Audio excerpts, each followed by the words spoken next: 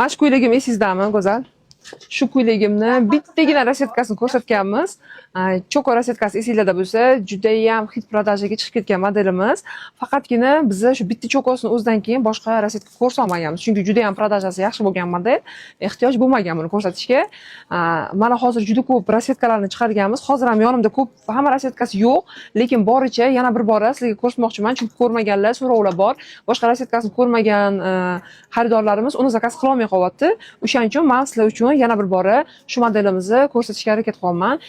O'sha modellarni takror ko'rsatganimiz klientlarimiz uchun shu nima borligini, bizda qanaqa model ishlab chiqarishimiz mumkinligini ko'rib, zakaz berishlari uchun bir nima deydi, yordam tariqasida qaranglar, buni rasvetkalarini. Mana bunaqa baqlajon rasvetkasi bor. Juda ham yonadi qizlar, juda chiroyli. Keyin mana bunaqa zilyon rasvetkasi bor, qaranglar. Вообще asal bu ham.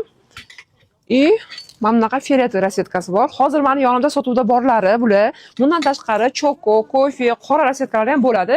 Enimdagi bej rasvetkasi xojonalarimizga ham juda ham yarashadi. Biz yosh kelinlarimizga ham shu rangni sotib olamiz. Svetli ranglarni xohlaydiganlar uchun asobi chiqarilgan rang bu qizajonlar. Xo'p, razmerlari keladigan bo'lsak, razmerlari 48 dan 58 gacha. Mana ko'ryapsiz, cho'ntaklari bor. Keyin bitta narsa aytmoqchimanki, bu haqiqiy kupra qizajonlar, sintetika emas, haqiqiy toza kupra bular qizlar. Masalan, kupra nusxasi tushirgan shtabelga chiqarayotganlar bor. Ulardan ajrata olishinglar uchun shu narsani ta'kidlab o'tmoqman. Chunki shtabel bilan kuprani juda ham katta razницasi bor. Biladiganlar juda ham yaxshi biladi. Menimcha, shu ko'p ayollarimiz juda ham yaxshi biladi.